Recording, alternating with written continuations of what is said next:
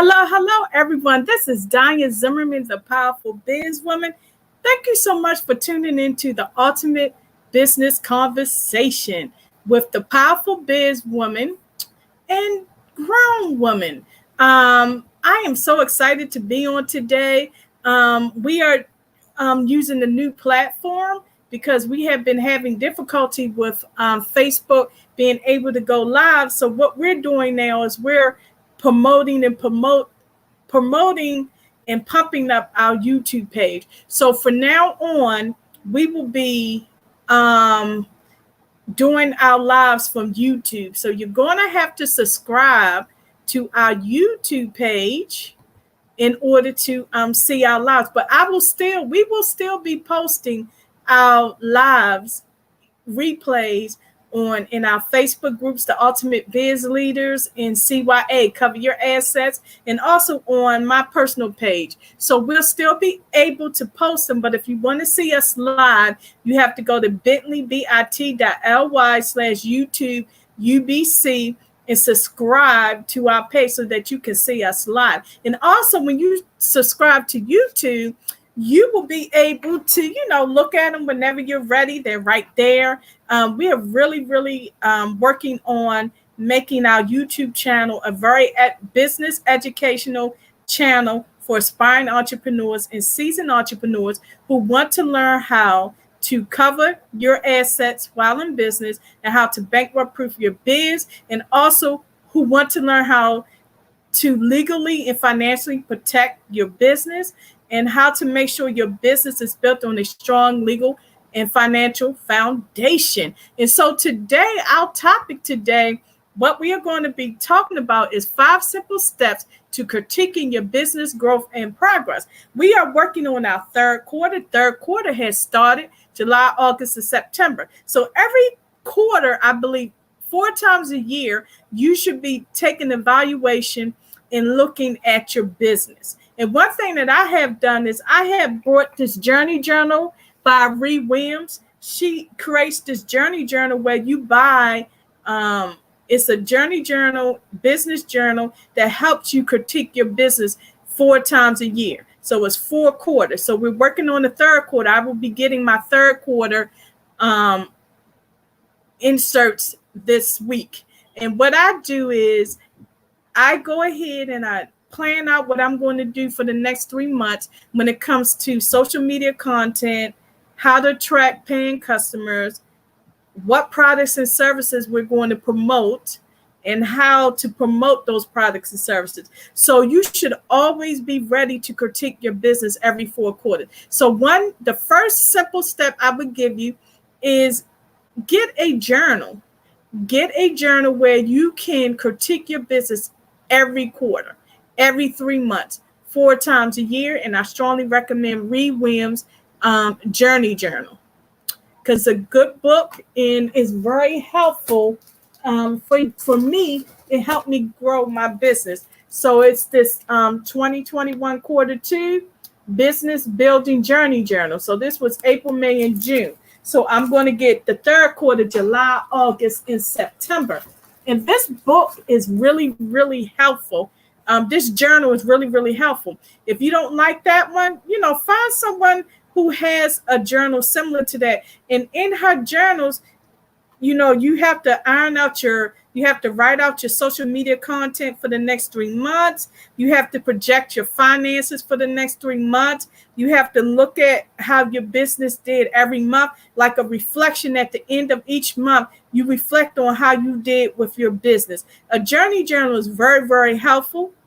The business building journal, or you could create your own, but I strongly recommend Ree Williams' business building journey journal. So that's number 1. Write down what you're going to do 4 times a year, 4 quarters, and reflect on it. So that's number 1. Get you a journal, or create some kind of paperwork where you write down what you're going to do for the next 3 months when it comes to your business. Write down your business financial projections for the next 3 months, and have an area where you can reflect on how did you do each month in that quarter. So that's number 1. Number 2, Be consistent. When you are writing down what you're going to do each quarter for your business, you must be consistent and you must follow through. You must be willing. If you're going to write it down, you must be willing to do the work, and you have to be consistent with whatever you do. So if you're going to have a journal, a business journal, you're going to use it 4 times a year. Write out what you're going to do 4 times a year, every 3 months. But you have to be consistent. Don't just write it down and don't follow through with it. Number 3, each month in that quarter, make sure you look at your reflection page on your finances, social media content, other areas in your business that you said you were going to work on for that month. Make sure you do a reflection page to see how you did financially, and to see how you did with your social media content, and see how you did with the tasks that you said, or goals that you said you were going to complete for that month. So that's tip number 3. Number 4, make sure you have an accountability group. And when you pick an accountability group, pick people who are not just going to be your cheerleaders.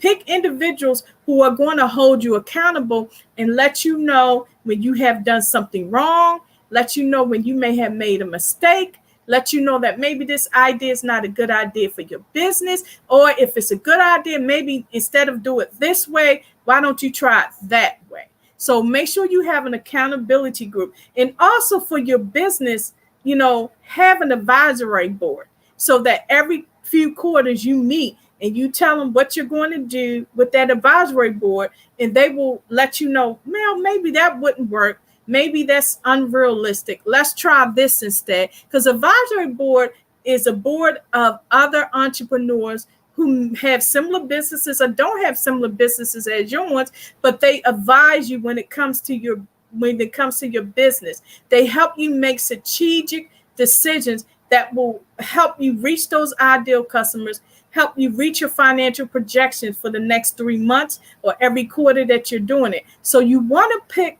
people who have experience, maybe 10 years more of business experience, or 10 years more of entrepreneur experience than you, who have a good track record, who are reliable. That's what you want on your advisory board.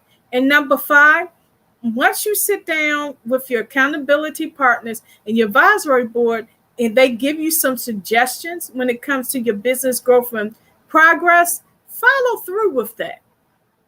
Take those suggestions that they give you and implement them into your business, and create a plan to implement those suggestions. And also, when you pick an advisory board, make sure that you pick a board that is an odd number. Because sometimes when you have boards like boards of directors, advisory boards, or other types of boards, it may be a time where you may have a tie. So you need that one person who is willing to be the tiebreaker. When you create an advisory board, you don't want to have an even number of people, because decisions cannot be made. And that stalls time, that wastes time, and you don't want to waste a lot of time when it comes to your business growth and in progress. So these are just some simple tips that I wanted to give you, that me and Alina are implementing in the Ultimate Biz Consultants. Because one thing, we did make executive decision. We changed our name from the Ultimate Biz Conference. That's going to be one of our products, but we are now known as the Ultimate Biz Consultants. And we had a meeting, we thought about it, we figured that would be the best way to grow our business. Also, we decided when it came to the Ultimate Biz Conference that we would no longer have the conference in June, because when we met with our advisory board, because we have advisory board of other entrepreneurs who have been on the journey with us, and we asked them, would you be willing to be a part of our advisory board? And they said, yeah, sure. So one decision that we made at our first advisory board meeting is to stop having our annual conference in June, because we realized that it's graduation, marriage, summertime, end of school, and people want to take their kids on vacation. So I'm just giving an example of how an advisory board can be very beneficial to your business. And we made that decision that we are now going to have our annual conference every October, because school, people are back from summer, they're finished with vacation, people are going back to work, children are going back to school. So when you have people who want to be an entrepreneur, business owner, this is the perfect time to have a conference. And also we realized that in October, we did our research that, there are conferences out there, but they're not conferences like ours.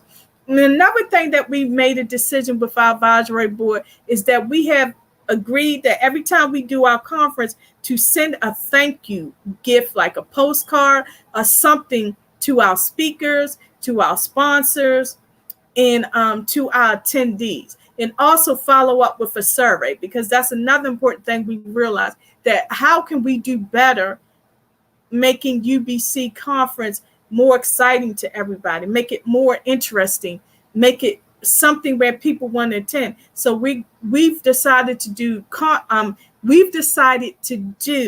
surveys where we send it to the attendees at least 2 weeks after the conference. But one thing that we're going to make sure, once we do this survey, we're going to make sure that we have it ready so that right after the conference, we'll send everything automatically to the speakers, to the sponsors, and to the attendees. And also, once we do it live, we're going to have those surveys right there ready for everybody. And that's another thing that we're focusing on. So advisory board, I find, is a very helpful tool to have. So that's, one simple step that you can have when critiquing your business is advisory board and accountability group. An advisory board is different from accountability group, because advisory board consists of other business owners, who have a little more experience than you, who have been in business a little longer than you. Whereas accountability group is usually people who may have different businesses, but they're at the same, at the same level you are when it comes to your business. So when you pick people for your advisory board, you want to pick individuals who have a little more experience than you do when it comes to your business, when it comes to their business and your business. You want someone who has at least 10 years more experience than you on how to get customers, how to pick the right products and services, when to have your conferences, when to know to hire people, to help you as your business grows. And that's another thing we did with our advisory board. We decided we needed a video editor and a virtual assistant to help us with our, to take our business to the next level. And also we realized that we needed to put paperwork in order to make our business more legitimate. So that's why it's important to have an advisory board. That's one simple step that I think you should do when it comes to your business, especially if you've been in business 2 or more years. It's time for you to upgrade your business. And then, like I said, make sure you have a journal, where this journal irons out, what you want to accomplish in your business. And make sure this journal, you do it every 3 months. So you'll have 4 quarters in a year. And that'll be very helpful. And when you write down what you're going to do every quarter for those 3 months, make sure you do it. Don't just write it and don't do it. And also, you want to make sure that at the end of each month in that quarter, you look at your reflection page. Reflect on, how did you do with your products and services? How did you do with your social media content? How did you do with reaching your paying customers? And how did you do financially? So you want to look at that as well and be consistent with that. And don't be afraid to ask for help. And also, you want to make sure you have an advisory board and get with accountability group. Accountability group is a group of entrepreneurs like you who hold each other accountable, who are there to support each other, not just as cheerleaders, but as individuals who give you good constructive criticism. And remember that not all constructive criticism is good for business. You can take some of their suggestions and say, okay, I'll look at it, write it down, see if it works, if it doesn't work, and just let them know. that was a good idea, but it wasn't good for my business. Whereas advisory board will give you more strategic suggestions because you have a board of experienced entrepreneurs who have more experience, who are a little more successful than you are with their business, and they have more experience, so that expertise that they have, they can share it with you. So you want to always be critiquing your business, because as you critique it, you can see the mistakes you made and learn from those mistakes. You can see, well, I shouldn't have done this. This is how I'm gonna improve on that mistake. And don't get upset when someone tells you, hey, you did something wrong. Hey, you need to take a look at your business. Hey, your customer service wasn't that great. And, this is what I think you should do. Don't get upset when someone gives you a good critique when it comes to your business, because you want that critique. Because to me, the most successful businesses are those businesses that make mistakes, that learn their lessons and take what they learned from that mistake and turn it into a lesson, a positive lesson. Don't take every criticism in a negative way. Because as a business owner, if you're not making mistakes, you're not growing and you're not progressing. Because all successful business owners make mistakes. That's why they're successful and sustainable, because they learn from their mistakes and they love to make mistakes. So don't be upset if you make a mistake. Like with UBC 21, we had one sponsor that was not satisfied. And I understood why they were not satisfied, because they paid for their sponsorship, but we didn't send out the sponsor package and agreement right away. So we made the executive decision to refund their money. So we know that's when we realized we really, really need to hire a virtual assistant to help us stay in contact with customers, our strategic partners like speakers, and our strategic partners like sponsors. And I did not take it seriously. I was a little upset, and I met with one of my accountability partners, and I said, what should I do? I met with my partner, me and Alina, we discussed it, and we said, this is what we need to do. And that resolved the issue. But we understand that we will have a virtual assistant and event planner the next time we plan our event, so that they can stay in contact with the sponsors, they can stay in contact with the speakers, and they can stay in contact with the attendees, because you can't wear every hat. And it has to be a time as a business owner where you have to realize that you must be willing to give up all those hats. You have to be willing to give them up. And don't be afraid to give them up. So let's go over the 5 tips that I want to give you. 5 simple steps to critiquing your business growth and progress. 1, create a business journal for yourself where it has social media content, a section for social media content, a section for your financial projections for that year, and a section for reflection. And create other sections that you think you need when it comes to your business. But make sure you have it where you can use it every 3 months. So you're going to be using it for 4 quarters. And I recommend Reed Williams' Business Building Journey Journal. I really like it, because for me, I don't like to create stuff. It's easier for me to just purchase something from someone else who has done the work, so that I don't have to waste time doing it. So, and there's a lot of business owners out there who create these journals that you can use. And then number 2, write down every 3 months what you plan to do in your business for each quarter. And when you write it down, number 3, implement it. Do what you say you're going to do. Don't just write it down and just put it away.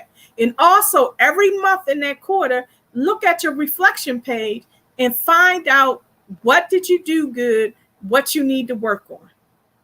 And then number 4, meet with your advisory board, meet with your accountability group every quarter to focus on what you did every month, what you need to improve on. Because the accountability group and advisory board will help you strategically decide what you need to focus on every 3 months, for those 3 months in that quarter, what you need to improve on when the next quarter comes. So that's the number tip. And number 5, when you receive that critique from your advisory board and your accountability partners, figure out what suggestions are good for your business and what suggestions, no, I may not use them, and take those suggestions and put them in the next quarter or the next month in that quarter. So you always want to be consistent, and you have to be consistent, persistent. Don't give up. When things are not working out the way you want them to work out, don't give up. Just move on to the next thing. Like, for example, for some reason with StreamYard, it's very difficult to do Facebook Lives using StreamYard, but I really like StreamYard. So I decided I'm just going to post live to YouTube and post live to LinkedIn. I will no longer be making Facebook Live videos, because it's like every time I try to do it, your account, you're restricted and you're doing this and you're doing that. So I'm just going to leave it alone. I'm just only post to my groups and to my page what I post on YouTube. And it's not going to stop, because as a business owner, you have to be flexible. You have to be, okay with change. Because the one thing I did want to do was promote our Ultimate Business Conversation YouTube page, because we want to make that an educational page where you go to, where you learn and grow, and where you can look at videos consistently that focus on small business ownership 101, startup business 101, the legal and financial aspects of business. So you really, really want to be in the house. So please make sure that you go to bit.ly YouTube UBC to subscribe to our YouTube channel, because this is where all of our videos are going to be, right there. And so I want to thank you so much for tuning in to the Ultimate Business Conversation with the powerful biz woman and grown woman. And I want to thank you for allowing me to give you 5 simple steps to critiquing your business, growth, and progress. And don't forget, if you want to see our lives, you have to go to bit.ly/YouTube UBC and subscribe to our YouTube page. And I'm loving it. It's just so exciting. And again, this is Diane Zimmerman, the powerful biz woman. Thank you so much for tuning into the Ultimate Business Conversation. And I will see you again next Wednesday and Thursday, same time, same station. And take care.